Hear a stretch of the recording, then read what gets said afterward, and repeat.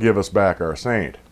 What has 3,326 diamonds, 164 rubies, and almost 200 emeralds? No, it's not the golden lavatory belonging to Germany's super-rich and discredited Bishop of Bling, but it could be in the future. In southern Italian town of San Gennaro, the local council is desperate to hold on to the proverbial family jewels.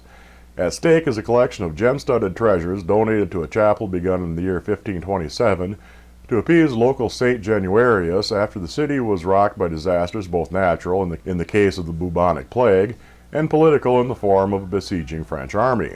But lately, Italian Interior Minister Angelino Alfano has classified the jewel-administering city council as no different than any other body tasked to manage religious treasures. As such, he has decreed that a third of the council seats should be in the hands of the Catholic Church. Believers in St. Januarius, known as St. Gennaro in Italian, seek auguries of the future in the form of a relic that is said to contain the coagulated blood of the martyr, allegedly beheaded by Roman Emperor Diocletian in an early 4th century purge of Christianity.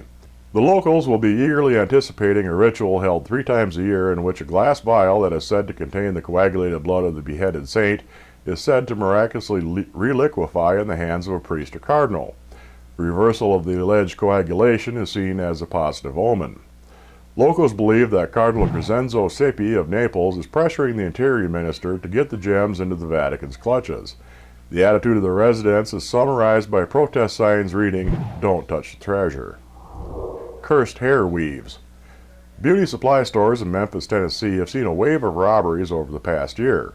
During 2015, there were some 18 heists throughout the city, 15 of which involved the theft of hair weaves, extensions, and the unprocessed hair used for making them.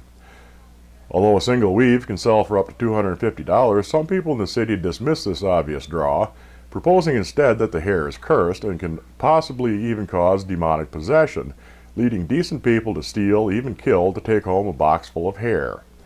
Even those who wear the hair report taking on a spirit of evil omen that must have been inhabiting the original owner. The cause of such demonic activity is clear. Much of the hair is produced on the heads of people who live in godless countries, who shave their hair in devotion to their godless gods. The Apostle Bill Adkins of the Cathedral of Faith in Memphis dismisses the notion of possessed hair, saying there's no Christian doctrine to support it. But given that a lot of Christians don't know anything about Christianity or its doctrines, it seems likely that they got the idea from the horror movie Body Parts, in which an amputee receives from a deceased criminal a replacement arm that has a mind of its own. No one yet seems to have realized the troublesome implications with respect to a Trump presidency. Teacher in trouble. It makes perfect sense that a Black History Month presentation would include some of traditional gospel music, even in a public school, given the genre's historical importance to African Americans.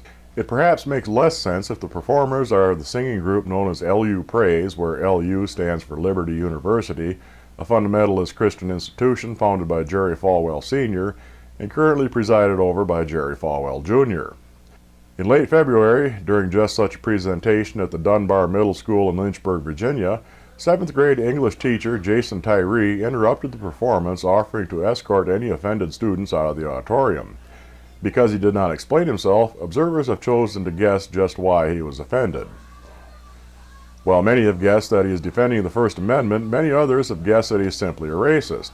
The school board's next meeting was packed with angry citizens, including Lynchburg's former mayor, calling for Tyree's summary dismissal on the grounds of his bigotry.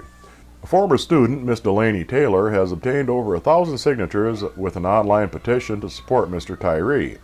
The school board has sent 2 letters to parents assuring them that an investigation has already begun and insisting that the program had no religious agenda. Neither Ms. Taylor nor LU Praise could be reached for comment. School board praise. Christian board members of the Chino Valley School District in Southern California are tired of being persecuted by First Amendment fundamentalists. For many years, these devout souls have done no more than their Christian duty in their capacity as civil servants at public board meetings, including leading Christian prayers, quoting extensively from the Psalms, and urging those who do not know Christ to go and find Him. In late 2013, prompted by complaints of parents, the Freedom from Religion Foundation urged the board to cease these practices. The board held its ground, rejecting the FFRF's repeated requests. A year later, the Freedom from Religion Foundation sought help from Jesus, who was very obliging, ordering the school board to desist. That is, Jesus Barnell, U.S. District Judge, who last month wrote a dismissively short ruling against the board. This is no time for turning the other cheek. The school board has voted to challenge the ruling, citing their own First Amendment rights to practice their religion and pointing to the invocations and prayers that regularly open various government meetings, such as congressional sessions. Meanwhile, the district is working to train more Christian soldiers to fight against the militant supporters of the Establishment Clause, offering as part of the curriculum an elective class on the Bible as history and literature, in which one of the topics of discussion is the literal fulfillment of prophecy. The other Jesus, in spite of numerous attempts at contact, could not be reached for comment.